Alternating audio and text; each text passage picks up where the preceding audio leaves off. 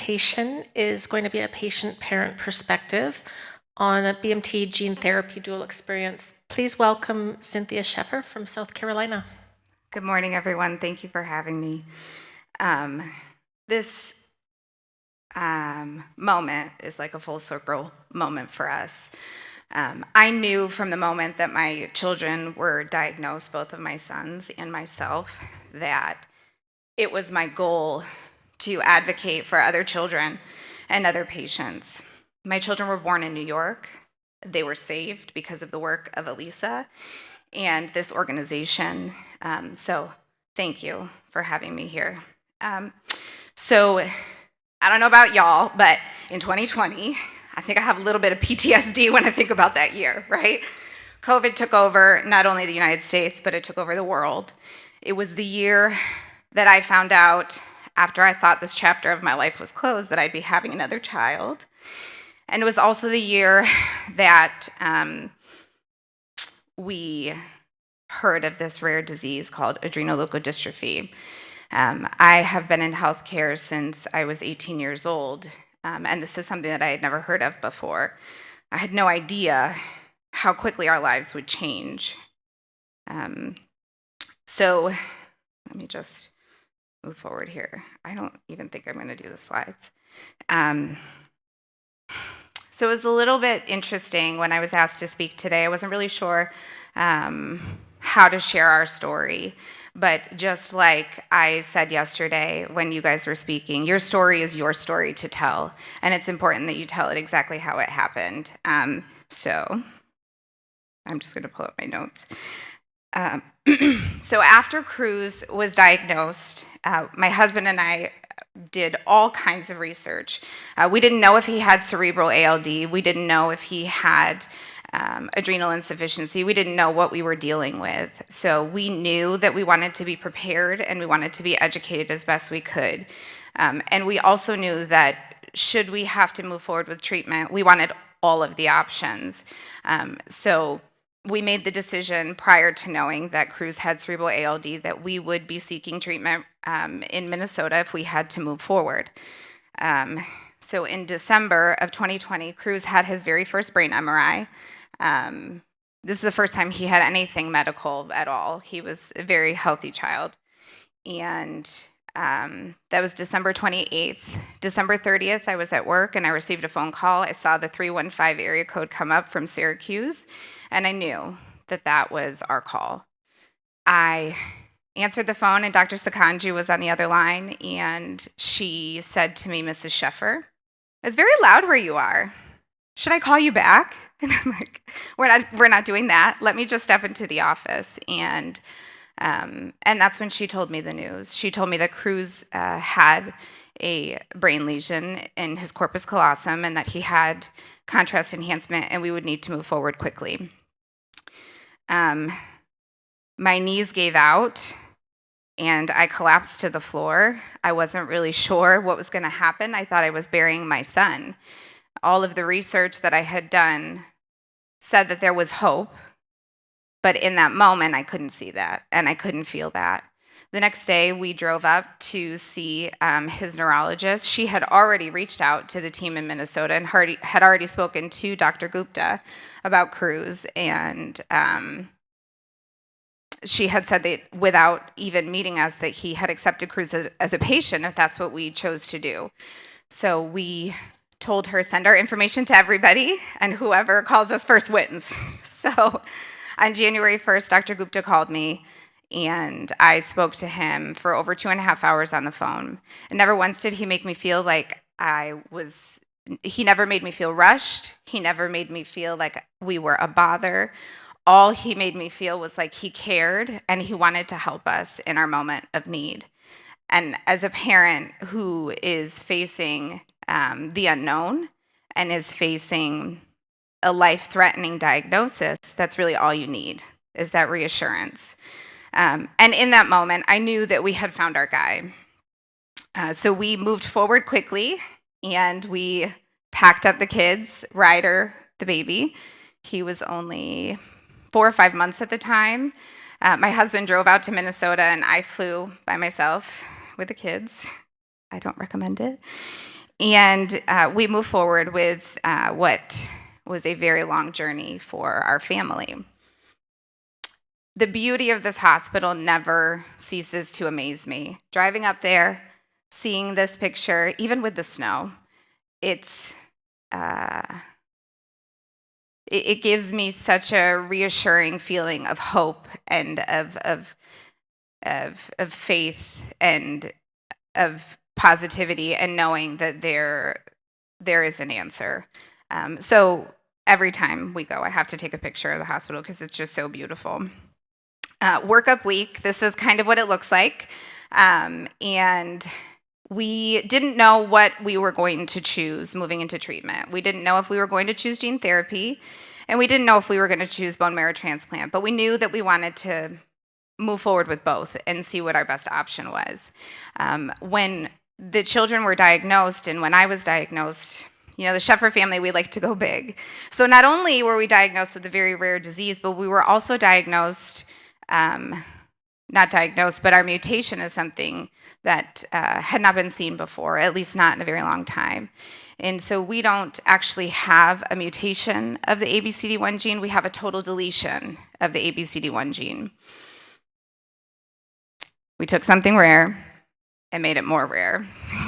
So, yay for us. So we move forward with options. There was not there wasn't an excellent match for Cruz. We had a 5 out of 6 cord blood match, and we also knew that there was this great clinical trial that we could participate in, and we were excited. I reached out to a lot of physicians that I've worked with historically that I trusted and spoke to them about our options just to get another opinion. And although stem cell transplant, bone marrow transplant, that's the golden standard, gene therapy is the cutting edge. So I felt encouraged by that. So we decided to move forward with gene therapy. And in this picture here, this is a picture of Cruz. We had to give him shots in his belly prior to his apheresis, his stem cell collection. So we were giving him shots at night, but he never stopped smiling, and he still smiles all the time. He never lost his spirit through that process. So we move forward with gene therapy with some unknown. Will our mutation affect the treatment? It was unclear. No one really knew, but we were told maybe not. So we took that chance. And we moved forward with gene therapy. This is what it looks like when they have the line. Cruz had his central line placed into his neck for apheresis. He was like, all he wanted me to do was take pictures so he could see what it looked like, because he thought it was the coolest thing ever. And he's probably the only kid that wakes up from anesthesia and is like ready to go and so happy and telling jokes. The other one, it's not the same. So, so we moved forward. There was a lot of unknown at that time. At that time, there were some issues with the sickle cell trial, and we didn't know if our trial was going to get put on hold because of what was going on with the sickle cell trial. Every time my phone rang and I saw that 612 area code that I was very familiar with now, my heart would drop because I thought that was our phone call saying, sorry guys, it's not happening. And that phone call did come the day before admission to the hospital. We were all ready. And I actually got a text message from Dr. Gupta. He's very good at that, sending me text messages, very vague ones. Hey, can you talk? It's not an emergency, but really it's an emergency, so you might want to answer the phone when I call you. So he texted me and he said, Cindy, don't kill me. And so I call him right away. And he told me, we have to push back Cruz's admission to the hospital. And I thought that was our call, that our miracle was gone. But it wasn't. It was just quality control. We just have to do some extra testing, so we're going to wait a week. So enjoy the snow. And so we were delayed a week prior to admission to the hospital and chemo conditioning. Things really went off without a hitch for him. His apheresis prior to his cells being sent to the lab Cruz actually collected 30% above what's needed in just 24 hours, which is incredible. We were literally in the hospital for less than 24 hours for his collection. So that was our victory, and we lived in that victory for a long time. And so here, that's when, this is that picture, is actually of the stem cell collection. And we found that positivity. This picture here, this is a picture of the day that Cruz received his magic cells, his genetically modified cells.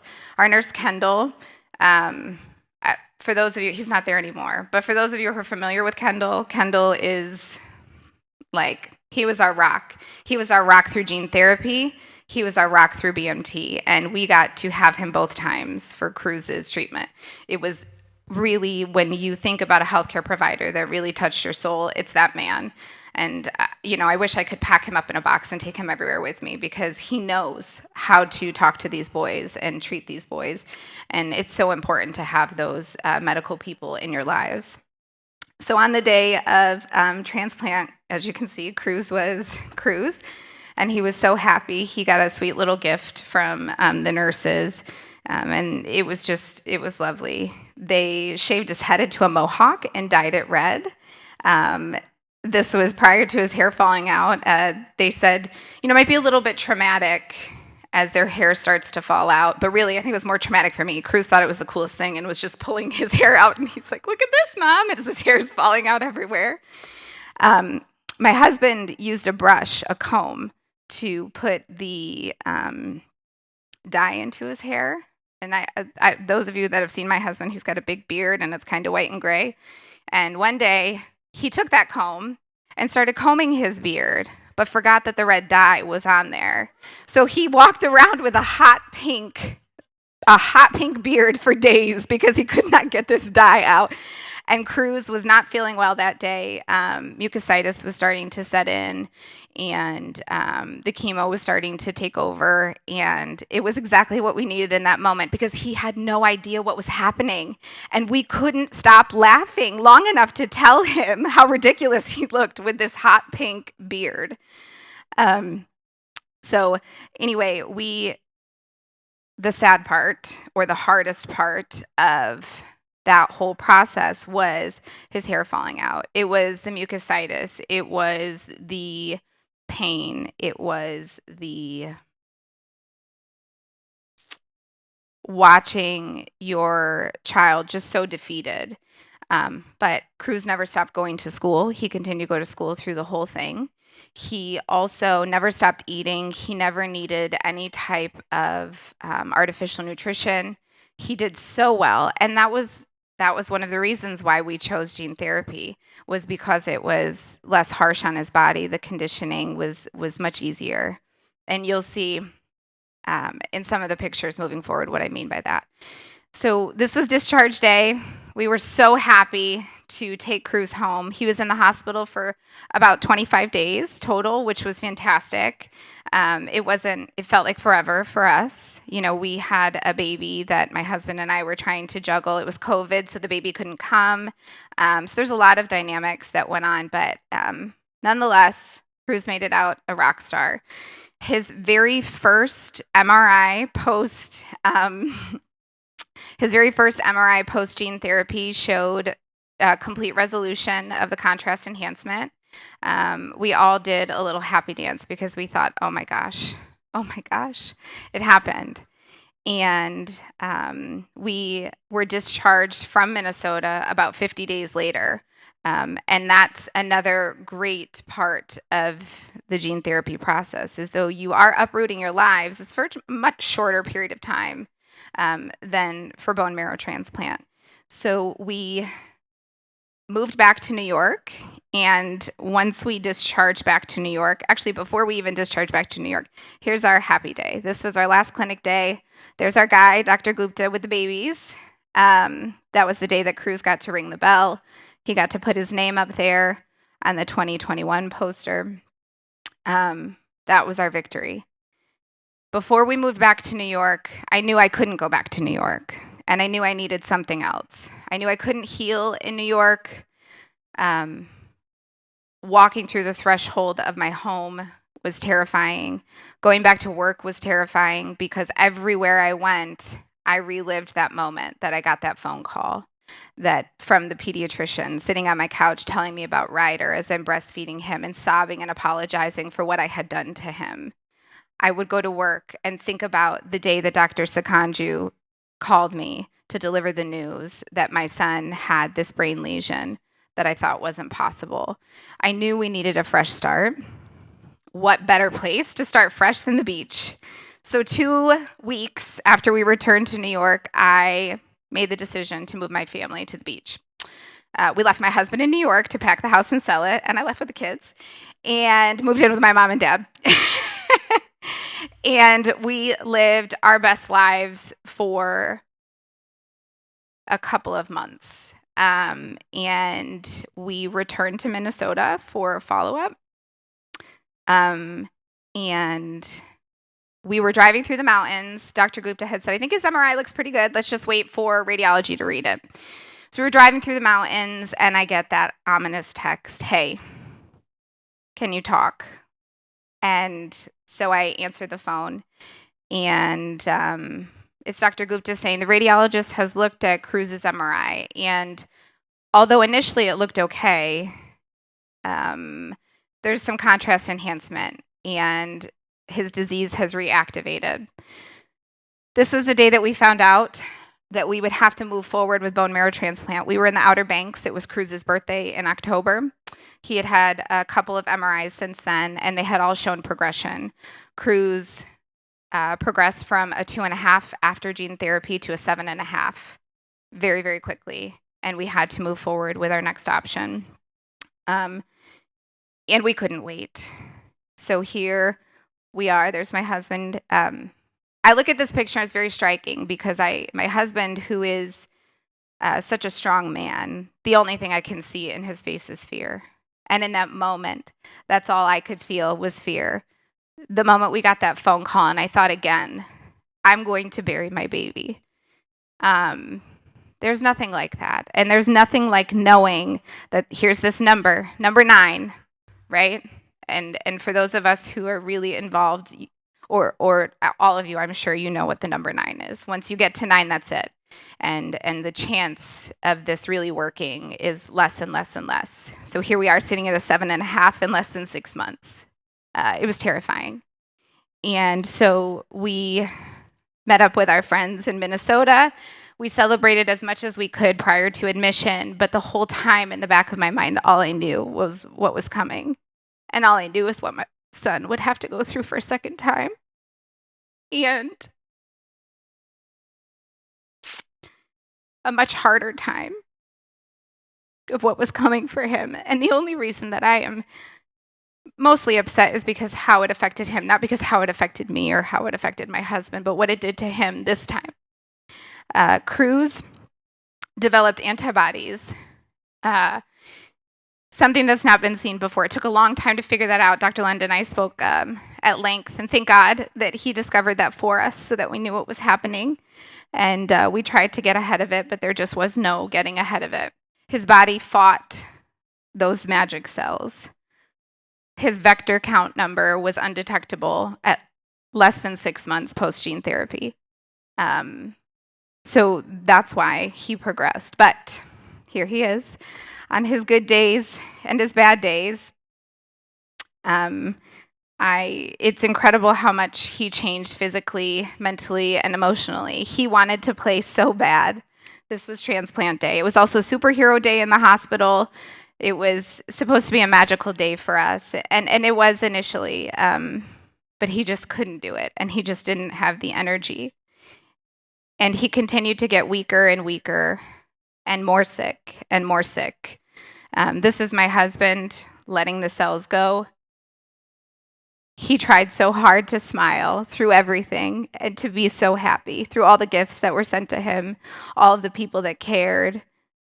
He wanted them to see how happy he was to have these things, but really the whole time, all he wanted to do was go home, and all he wanted to do was hold his brother, and all he wanted to do was be a normal kid. And he lost another year because of this. But discharge day came, and we left, And even with that pudgy little steroid face, he used to get so mad at me because I thought these cheeks are like velvet and I have to just touch them all the time. And I would sit there and massage them and rub them and they just felt like jelly. And he would get so mad. But even Dr. Gupta, I was like, just touch him. You have to touch him. There's nothing like this. You have to do it. And he did. And he said, oh, yeah, son, you're right. Cruz received gifts from Elisa. He received gifts from other families. I mean, the outpouring of love and support was incredible. Reveling in that and living in the moment and living in the community and leaning on the community is something that is, as a parent, I cannot encourage people enough to do because they are who got us through this. Cruz was readmitted to the hospital on my birthday at 1 o'clock in the morning. He was very ill. He was vomiting.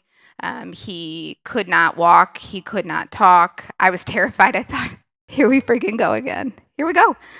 This is happening again. But he ended up developing an infection in a central line 3 days before we were supposed to go home. So he was admitted back to the hospital for IV antibiotics for another 5 days.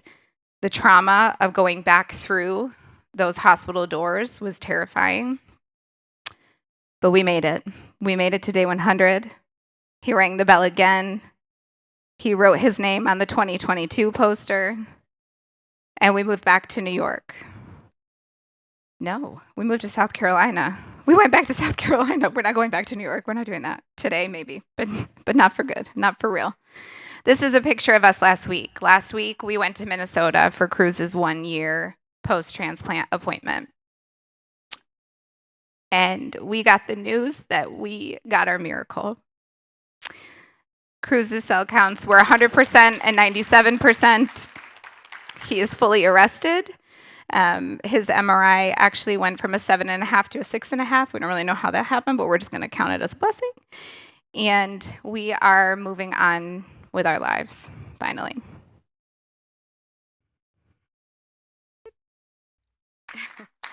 Sorry, I was a little long-winded.